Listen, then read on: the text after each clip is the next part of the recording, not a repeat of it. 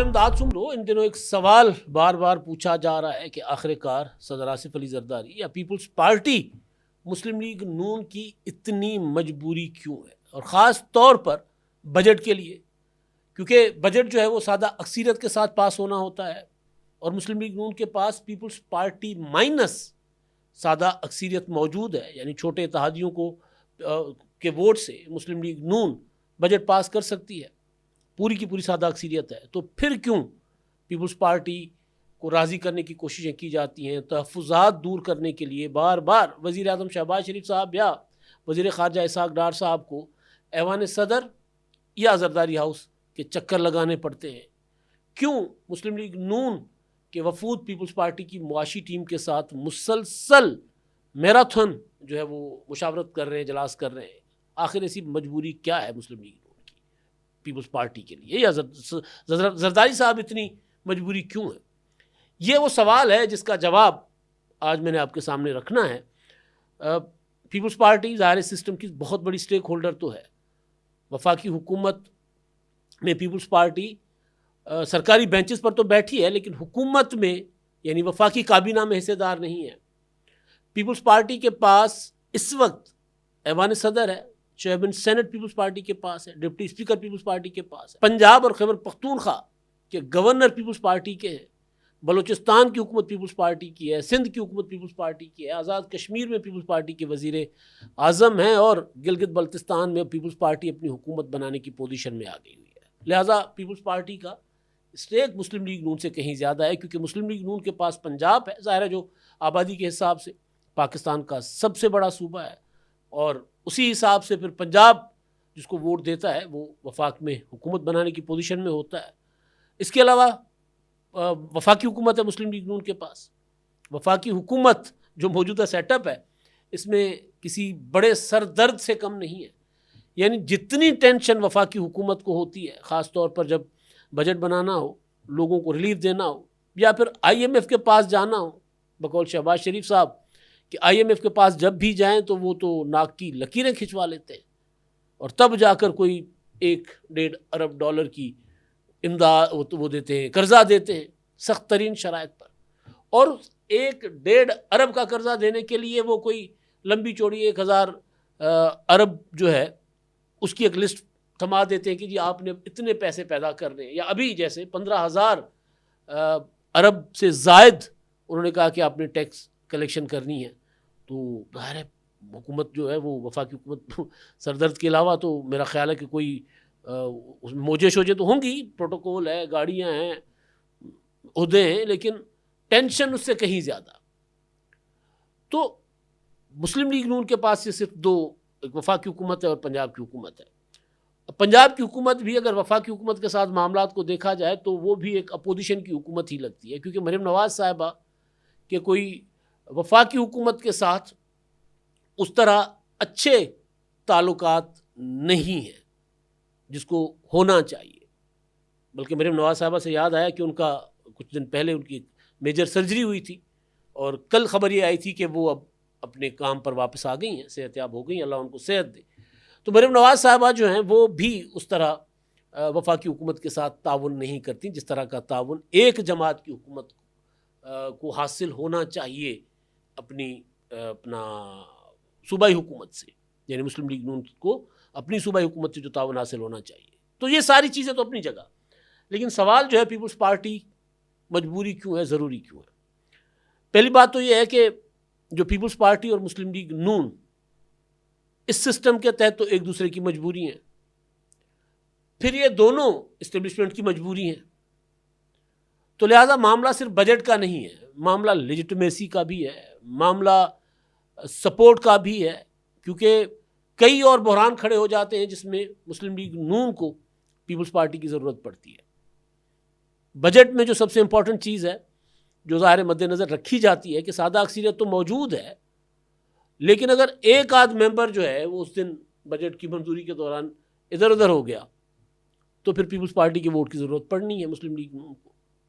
और peoples party का ये फैसला है कि पीपल्स पार्टी बजट जो है वो नहीं रोकेगी, यानी जो भी हो पीपल्स पार्टी बजट को सपोर्ट करेगी अपने एहतजाज के साथ कि जी हमने ये हमारा एहतजाज है, हमारी तहफ़्फ़ुज़ात है, वो पीपल्स पार्टी का एक उसूली एक फ़ैसला है। तो फिर क्यों इतनी जो है ना वो चक्कर काटे जाते हैं?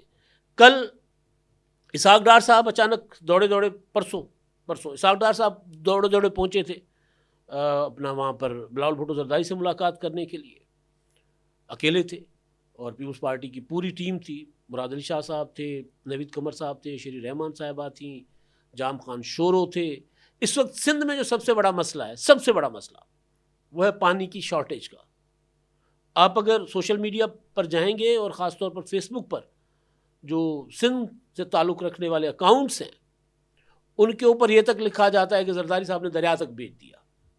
यानी पानी की शॉर्टेज को लोग इस तरह करके भी ले रहे हैं कि जी आसिफ अली जरदारी साहब ने जो है वो पानी पर भी, सिंध के पानी पर भी कंप्रोमाइज़ कर लिया। तो उस हवाले से जाम खान शोरो भी कल उस मीटिंग में थे, परसों वाली मीटिंग में थे। और पीपल्स पार्टी के जो सीनियर सूबाई वज़ीर हैं शरीर नाम मेमन साहब, उन्होंने इरसा को भी ख़त लिखा था कुछ दिन पहले, वफाकी हुकूमत से मुतालबा किया था कि सिंध को पानी की जो है वो शॉर्टेज ज़्यादा दी जा रही है और वो उन्होंने कहा था कि मुनसिफाना तकसीम होनी चाहिए पानी की। तो ये मामला तो अपनी जगह वहाँ पर चल रहे हैं, लेकिन जो कल मीटिंग हुई फिर ऐवान सदर में, पहले तो बिलावल भुट्टो ज़रदारी साहब ने एक वज़ीर आज़म साहब से अलग से मुलाकात की। उसके बाद वज़ीर आज़म शहबाज शरीफ साहब, उनके साथ नायब वज़ीर आज़म इसहाक डार साहब थे, मोहसिन नकवी साहब जो दोनों तरफ के खिलाड़ी हैं, बल्कि तीनों तरफ के खिलाड़ी हैं। ज़रदारी साहब के वो बरखुरदार हैं, ज़रदारी साहब उनको अपना बेटा कहते हैं। मुस्लिम लीग नून की वफाकी हुकूमत के वो अपना है वज़ीर दाखिला हैं और उनकी तकरीबन हर हफ्ते में एक दो मुलाकातें वज़ीर आज़म से होती हैं। शायद ही किसी और वज़ीर की वज़ीर आज़म से इतनी मुलाकातें होती हों जितनी मोहसिन नकवी साहब की होती हैं। और वो मुलाकातें अलग मीटिंग शीटिंग में नहीं, वो जब लाहौर आते हैं तो इनकी कई 1.5-2 घंटे की मुलाकात होती है। मोहसिन नकवी साहब भी लाहौर आकर इनसे, और हफ्ते के रोज़ ख़ास तौर पर वो मुलाकातें भी होती हैं। और मोहसिन नकवी साहब जो हैं वो ज़ाहिर है फील्ड मार्शल आसिम मुनीर साहब के भी बहुत ज़्यादा पसंदीदा वज़ीर है। तो जब भी वो अगर ईरान गए पिछले दिनों तो मोहसिन नकवी साहब साथ थे, अमेरिका गए थे तो मोहसिन नकवी साहब साथ थे। तो मोहसिन नकवी साहब भी उस मुलाकात में थे। वज़ीर कानून आज़म नज़ीर तारड़ साहब भी मुलाकात में थे।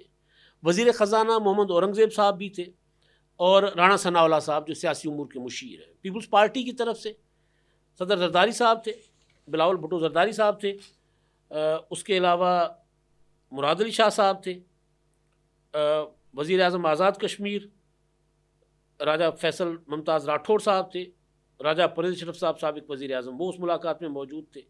सेनेटर शेरी रहमान, नवीद कमर, सलीम मांडवीवाला और सेनेटर आज चीमा साहब भी उस मुलाकात का हिस्सा थे जो मुस्लिम लीग नून से। तो इस मुलाकात में जो मामलात डिस्कस हुए वो मैं पहले भी आपको बता चुका हूँ कि बजट में जो वफाकी हुकूमत सूबों से डिमांड कर रही है कि आप हमें 1700 अरब दें, पीपल्स पार्टी उसको रजिस्ट कर रही है।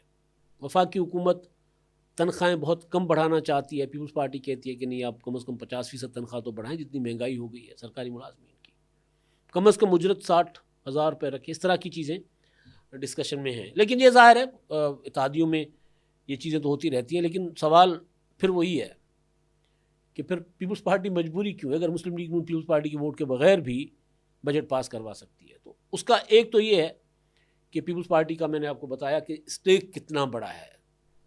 इस वक्त मुल्क के जो 4 सूबे और 2 यूनिट्स आज़ाद कश्मीर और गिलगित बल्तिस्तान जहाँ हुकूमत बन जाएगी पीपल्स पार्टी की, तो उनमें से जो 4 यूनिट्स हैं बल्कि 5 वो पीपल्स पार्टी के पास है। तो एक तो इतना बड़ा स्टेक कि पीपल्स पार्टी फैसलों में शामिल होगी, पीपल्स पार्टी का वोट शामिल होगा तो थोड़ा सा बोझ तकसीम हो जाएगा मुस्लिम लीग नून का। मैं देख रहा था मुस्लिम लीग नून की एक बहुत अपना बड़ी एक्टिविस्ट थी सोशल मीडिया पे, खलीमा साहिबा हैं, उन्होंने ट्वीट किया था कि जी कहा गया था कि हमने सियासत अपना पॉलिटिकल कैपिटल जो है वो हमने रियासत के लिए कुर्बान कर दिया। तो उन्होंने लिखा कि जी लोग जितनी महंगाई हो गई है और जिस तरह मुआशी बहरान है तो रियासत भी तो बहुत ज़्यादा बहरान का शिकार है, तो आपने ना सियासत बचा सके, ना जो रियासत के लिए आप कर सकते थे वो कर सके। यानी मुस्लिम लीग नून के लोग भी तनकीद कर रहे हैं। तो तनहा मुस्लिम लीग नून ये सारा बोझ नहीं उठा सकती, तो उनको पीपल्स पार्टी की ज़रूरत है। वोट की ज़रूरत हो ना हो, पीपल्स पार्टी बतौर पार्टी ज़रूरत है। दूसरी चीज़ कि मामला सिर्फ बजट का नहीं है, मामला फिर आगे चल के जब आपने कोई कानून साजी करनी होती है तो सेनेट में पीपल्स पार्टी के वोट के बगैर मुस्लिम लीग नून कोई कानून साजी नहीं कर सकती। बल्कि जो आगे जो इंतखाबात आएंगे उसमें पीपल्स पार्टी की सेनेट में मज़ीद बेहतर पोजीशन हो जाएगी, सेनेट के जो इंतखाबात होंगे। तो सेनेट में पीपल्स पार्टी मुस्लिम लीग नून की मजबूरी है। उससे बढ़कर ये कि बाज़ औक़ात जो आइनी तरमीम, जिस तरह 26वीं तरमीम 27वीं तरमीम इधर उधर से आ जाती है, तो उसमें पीपल्स पार्टी रिजिस्ट करती है और मुस्लिम लीग नून उसमें ज़रा बेहतर पोजीशन में आ जाती है कि कोई ऐसा इत्तेहादी बैठा है जो बाहर से आया हुआ सारा ड्राफ्ट कबूल करने को तैयार नहीं है, तो मुस्लिम लीग नून को हौसला मिल जाता है। पिछले दिनों मैंने आपको एक बात बताई थी, हम लोग इस्लामाबाद में गए थे, किसी बाखबर शख्सियत से, फैसला साजों में उनका शुमार होता है, तो उनसे बात हुई, गुफ्तगू हो रही थी। तो उन्होंने कहा कि पीपल्स पार्टी मुकम्मल तैयारी के साथ आती है, चाहे लेजिस्लेशन हो, चाहे बजट हो, चाहे कोई सियासी मामला हो। तो पीपल्स पार्टी की अपनी टीम होती है, मुआशी टीम अलग होती है, सियासी टीम अलग होती है, लेजिस्लेशन के लिए पीपल्स पार्टी की अलग टीम होती है। तो पीपल्स पार्टी जो है भरपूर तैयारी के साथ मैदान में उतरती है, जबकि मुस्लिम लीग नून की तैयारी नहीं होती। तो वहाँ मुस्लिम लीग नून को पीपल्स पार्टी की ज़रूरत पड़ती है। जिस तरह अभी कश्मीर का मामला है, गो कि कश्मीर में पीपल्स पार्टी के वज़ीर आज़म हैं, लेकिन ज़ाहिर है कश्मीर के वज़ीर आज़म इतने बाख्तियार नहीं होते कि वो फैसले करें। कश्मीर के फैसले ज़ाहिर इस्लामाबाद करता है।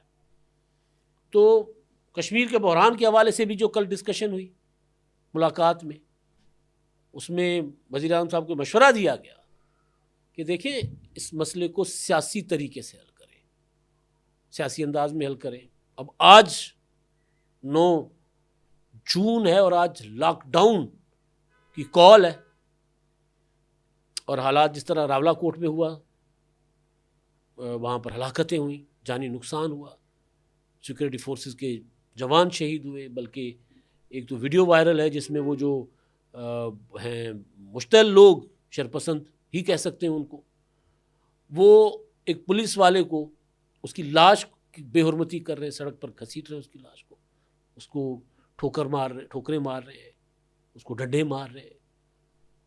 तो सूरत हाल तो ज़ाहिर है खदशा है कि अगर रात तक कोई हालात कंट्रोल में ना किए गए तो लॉकडाउन अगर हुआ तो वो बड़ा ज़ाहिर है बहुत ज़्यादा टेंशन क्रिएट हो जाएगी कश्मीर में भी और इस्लामाबाद में भी। तो ये सारी सूरत हाल। और इसमें एक और चीज़ है कि जो तहरीक इंसाफ है वो नज़र उस पर उसकी हैं नज़रें कि किसी तरह आज़ाद कश्मीर में ज़रा सूरत हाल ख़राब हो और ज़्यादा से ज़्यादा फोर्सेस उधर जाएं। तो सुहेल आफरीदी साहब कह रहे हैं कि जी मैंने भी फिर इस्लामाबाद की तरफ आना है। वो इस तरह की धमकियां भी दे रहे हैं। फ़िलहाल वही बजट में फंसे हुए, लेकिन वो पीटीआई हर मुमकिन कोशिश करती है कि किसी ना किसी तरह इस तरह के इंतशार को हवा दी जाए। जैसे अब 26 नवंबर को दावा किया गया था कि जी हमारे 278 कारकुन शहीद हुए। टीवी पर बैठकर दावा किया था सरदार लतीफ़ खोसा ने, और बाद में कोई 6-7 भी साबित नहीं कर सके थे। इसी तरह रावलाकोट वाले मामले पर पीटीआई का सोशल मीडिया और इस तरह लगे हुए थे कि 200 से लोग ज़्यादा वहाँ पर अपना फोर्सेस ने मार दिए हैं। और फिर झूठ को ज़रा कवर देने के लिए कि वो फिर लाशें भी साथ ले गए, मतलब इस तरह का प्रोपेगेंडा पीटीआई वाले करते हैं ताकि हालात ख़राब हो। तो इस तरह की सूरत हाल में भी मुस्लिम लीग नून को पीपल्स पार्टी की सपोर्ट की ज़रूरत पड़ती है।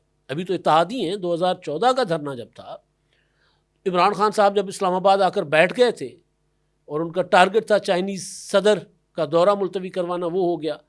फिर उन्होंने कहा कि वज़ीर आज़म शहबाज शरीफ को वज़ीर आज़म नवाज़ शरीफ को गर्दन से पकड़कर वज़ीर आज़म हाउस से घसीटेंगे हम। तो उस वक्त पीपल्स पार्टी ने अपोजिशन में होते हुए साथ दिया था हुकूमत का। सेनेट और कौमी असम्बली के मुश्तरका इजलास चल रहे थे, धरना उधर चल रहा होता था और उधर मुश्तरका इजलास चल रहे होते थे। तो उसमें पीपल्स पार्टी की सपोर्ट ने सिस्टम को मजबूत किया। तो बात सिर्फ बजट की नहीं है, कानून साजी सेनेट में पीपल्स पार्टी के बगैर कानून साजी नहीं हो सकती। लेकिन दूसरा ये है कि सिस्टम को एक सपोर्ट चाहिए एक और बड़ी पॉलिटिकल पार्टी की। तो इसलिए मुस्लिम लीग नून जो है वो बाज़-औक़ात पीपल्स पार्टी के नखरे भी उठा लेती होती है। तो ये सारी कहानी थी, मैंने आपके सामने रखनी थी। एक मज़ेदार चीज़ हुई है कि कल जब बिलावल हाउस अपना ऐवान सदर में वज़ीर आज़म शहबाज शरीफ साहब मुलाकात के लिए गए तो उन्होंने सदर जरदारी साहब को मुबारकबाद दी गिलगित के इंतखाबात की जीत की, और साथ ही वज़ीर आज़म साहब ने मुस्कुराते हुए कहा कि नौजवान बिलावल ने हमसे बेहतर इंतखाबी मुहिम चलाई, जिस पर सदर मुमलिकत ने मुस्कुराते हुए जवाब दिया, आखिर बेटा किसका है? फ़खरिया जवाब कि आखिर बेटा बेनज़ीर का है तो बेहतर ही इलेक्शन मुहिम चला सकता है वो। तो ये बड़ी दिलचस्प वहाँ पर कन्वर्सेशन हुई है, यानी अलग अलग इंतखाबात लड़े, एक दूसरे के सामने इंतखाबात लड़े। वज़ीर आज़म शहबाज शरीफ साहब ने कवायद ज़वाबित की खिलाफ वर्जी करते हुए गिलगित बल्तिस्तान में जाकर पैकेजेस का ऐलान किया, और उसके बावजूद मुस्लिम लीग नून जो है वो पीपल्स पार्टी से कहीं ज़्यादा पीछे रह गई। तो शहबाज शरीफ साहब ने तारीफ़ की बिलावल की, और जरदारी साहब ने कहा कि आखिर बेटा किसका है? बेनज़ीर का बेटा है।